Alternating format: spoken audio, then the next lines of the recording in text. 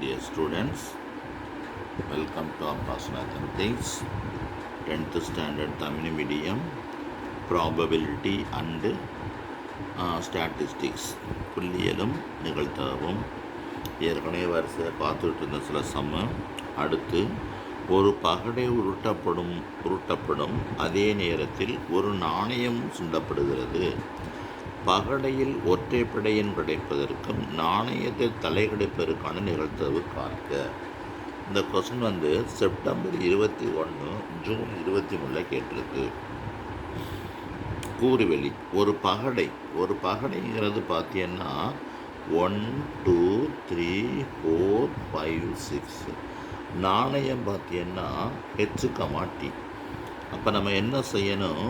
1, H 1, T 2, H 2, T 3, H 3, T 4, H 4, T 5, H 5, T 6, H 6, T இந்த மாதிரி எடுத்துக்கிறணும்.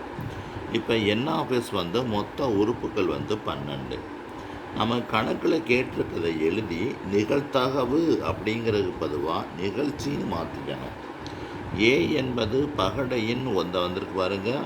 பகடையின் ஒற்றைப்படையின் கிடைப்பதற்கும் நாணயத்தில் தலை இறைப்பதற்கான நிகழ்ச்சி என்க எழுதியாச்சு. சரி, எழுதாட்டினா கூட பரவாயில்ல. அப்போ ஏ ஈக்குவல்ட்டு நான் பகடையில் ஒற்றைப்படையின் கிடைக்கணுமா, நாணயத்தில் தலை கிடைக்கணுமா? ஒற்றைப்படையன்னா 1 3 5 அவ்வளோதான். இந்த பயிற்சி இந்த கணக்கை பொறுத்தளவு. அப்போ தலை கிடைக்கணும்னு சொல்லியிருக்கு. 1 H 3 H 5 H இவ்வளவுதான் நமக்கு தேவையானது. அப்போ NA ஈக்குவல்ட்டு 3 கிடச்சிருக்கு. அப்போ PA ஈக்குவல்ட்டு NA/NS. அப்போ NA3 NA4 12 NS 12 1 3 3 4 3 12 அவ்வளோதான் முடிஞ்சிருச்சு. அடுத்து பாருங்கள், உங்களுக்கு ஒரு நெட்டாண்டா லீப் இயர்னால் என்ன அர்த்தம்?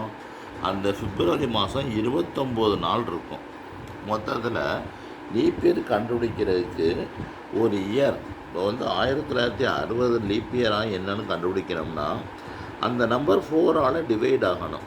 4ஆல் டிவைட் ஆகிடுச்சுன்னா அது லீப் இயர், இல்லைன்னா நான் லீப் இயர், சாதாரண வருடம். அப்போ லீப் இயரில் 53 சனிக்கிழமைகள் கிடைப்பதற்கான நிகழ்த்தவு என்ன? அப்போ நம்ம என்ன செய்யணும்? நெட்டாண்டு, அதைத்தான் என்ன சொல்கிறாங்க? நெட்டாண்டுன்னு சொல்கிறாங்க. நெட்டாண்டின் அது எல்லா நாட்களின் எண்ணிக்கை 366. அதாவது 52 வாரங்கள் ப்ளஸ் 2 நாட்கள். இந்த 2 நாட்கள் எப்படி இருக்கலாம்னா பாருங்கள், கீழ்காணும் முறையில் இருக்கலாம். கீழ்காணும் முறைனா என்ன? அது 2 கிழமை வரும். இப்போ எதில் முடிஞ்சிருக்கு? சனிக்கிழமை முடிஞ்சிருக்கு. அப்போ சனிக்கிழமை முடிஞ்சிருச்சுன்னா நம்ம என்ன செய்யணும்? அதை பார்த்துக்கோங்க. அது ஞாயிறு திங்கள் செவ்வாய் புதன் வியாழன் வெள்ளி சனி ஞாயிறு. இந்த மாதிரி 2 நாள் அப்படி கிடைக்கணும். 2 நாள் இப்படி தான் இருக்க வாய்ப்பு இருக்குது. ஞாயிறு திங்களாக இருக்கலாம், அல்ல திங்கள் செவ்வாயாக இருக்கலாம், அல்ல செவ்வாய் புதனாக இருக்கலாம். இந்த மாதிரி இருக்கும்.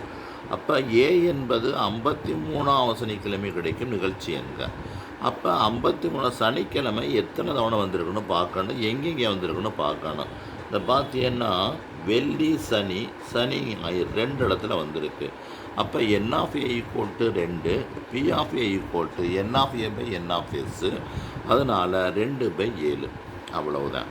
அடுத்து பாருங்கள், PA equal to 0.37, PB equal 0.42, PA intercept B 0.09 எனில் PA யூனியன் B காண்க.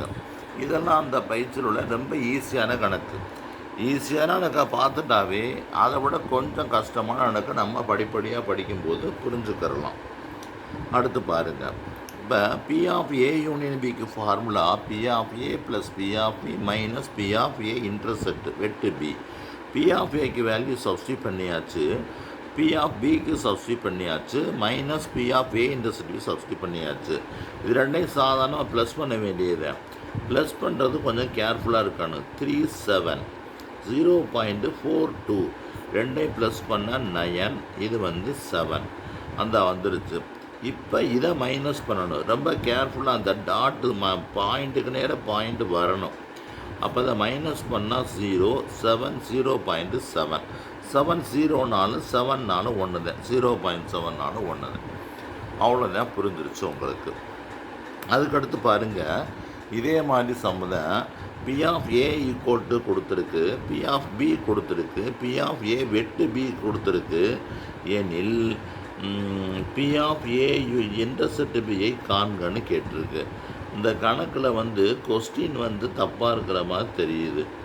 கொஸ்டின் 1 இது வந்து ஏ யூனியன் பியாக இருக்கணும், இது வந்து யூனியன் பியாக இருக்கணும். அப்போ தான் இந்த ஃபார்முலா சரியாக வரும். P of A union B equal to P of A plus P of E minus P of A intercept B. ஆனால் இந்த மைனஸை இங்கேயும் இந்த மைனஸை இங்கேயும் கொண்டு வந்துட்டோம். அப்போ நம்ம கிடச்சிருக்கிறது வந்து அந்த வேல்யூ சப்ஸ்டியூட் பண்ணிட்டா இது வந்து 2/3, இது வந்து 1/2/5, இது வந்து 1/3 இப்படி கொண்டாந்து சப்ஸ்டியூட் பண்ணிட்டோம். இப்போ இந்த இடத்துல வந்து மீச்சியமாக எடுத்திருக்காங்க. நீங்கள் என்ன செய்யுங்க, ஃபஸ்ட்டு இது ரெண்டையும் எடுத்துக்கங்க. இது ரெண்டையும் எடுத்துட்டீங்கன்னு வச்சுக்கோங்களேன், இந்த கீழே வந்து 3 இருக்கிறதுனால 2 - 1 1 வந்துடும். இது ரெண்டையும் எடுத்துட்டேன்னாக்க 1/3 வந்துடும். 1/3 ப்ளஸ் 2/5 இருக்கும். அப்புறம் நீங்கள் எல்சிஎம் எடுத்தீங்கன்னா உங்களுக்கு இன்னும் ஈஸியாக இருக்கும். இது ரெண்டையும் மல்டிபிள் பண்ணிங்கன்னா உங்களுக்கு என்ன கிடைக்கிது பார்த்தீங்கன்னா, இது 2 15, இது ஒரு 5, இது ஒரு 6. இந்த பாருங்கள் 11/15 தான் வந்துருச்சு. அப்போ பாருங்கள், உங்களுக்கு என்ன இஷ்டமோ அதன்படி செஞ்சுக்கலாம். அதுக்கு அடுத்து பாருங்கள், நிகழ்ச்சி ஏக்கான நிகழ்தகவு 0.5 மற்றும் பிக்கான நிகழ்தகவு 0.3 மற்றும் ஏபிக்கான ஒன்றை விளக்கும் நிகழ்ச்சிகள். இந்த ஒன்றை விளக்கும் நிகழ்ச்சி வந்து ரொம்ப முக்கியமானது. ஒன்றை விளக்கும் நிகழ்ச்சினா ரெண்டுக்கும் பொதுவான உறுப்பு இருக்காது. அப்போ பி ஆஃப் ஏ வெட்டு பி வந்து 0 வந்துடும். அப்படி இருந்தால் ஏயும் பியும் நிகழாமல் இருக்க நிகழ்தகவு என்ன? ஃபஸ்ட்டு ஏயும் பியும் நிகழ்வதற்கான கண்டுபிடிக்கணும், அப்புறம் நிகழாமல் இருப்ப கண்டுபிடிக்கணும். இப்போ பி ஆஃப் ஏ கொடுத்துருக்கு, பி ஆஃப் பி கொடுத்துருக்கு, P of A intercept B டைரெக்டாக கொடுக்கல, ஒன்றை விளக்கு நிகழ்ச்சின்னு கொடுத்துருக்கனால இந்த இடத்துல 0 வந்துடும்.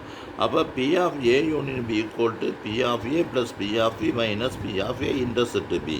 இதுக்குள்ளே வேல்யூ சப்ஸ்டியூட் பண்ணிட்டேன், இதுக்குள்ளே வேல்யூ சப்ஸ்டியூட் பண்ணிட்டேன். 0.0 இந்த 0.8 கிடச்சிருச்சு. நிகழாமல் இருக்க நிகழ்த்தவுனா ஏ யூனியன் பி பார்னால் இல்லைன்னு அர்த்தம், அதை தவிர நாட்டு. அப்போ இதுக்கு ஒரு ஃபார்முலா இருக்குது, நம்ம இங்கே ஏற்கனவே படித்த ஃபார்முலா தான். P of E plus P of E bar, P of E bar equal to 1. எது தேவையோ அதில் கண்டுபிடிச்சிக்கலாம். பி ஆஃப் இ பார் வேணும்னா 1 - பி ஆஃப் இன்னு போட்டுக்கலாம், 1 - பி ஆஃப் இன்னு போட்டுடலாம். அதனால் 1 - பி ஆஃப் யூ. இது பார்த்தீங்கன்னா இ பார் வந்து நமக்கு தேவை, ஆனால் நமக்கு இ தான் இங்கே போட்டிருக்கோம். இங்கே பார் ஒரு பக்கம் பார் வரும், இன்னொரு பக்கம் பார் வராது. புரியுதா? ரைட்டு. அப்போ இங்கே 1 இருக்குது, 0.8 இருக்குது. 1னா என்ன அர்த்தம்னா 1.0ன்னு அர்த்தம், 0.8னா 0.8ன்னு அர்த்தம். ரெண்டையும் மைனஸ் பண்ணோம்னா என்ன கிடைக்கும்? 10. 10னா 2, 0.2 தான் வந்துருச்சு, 0.2 வந்துருச்சு. புரிஞ்சிருச்சா?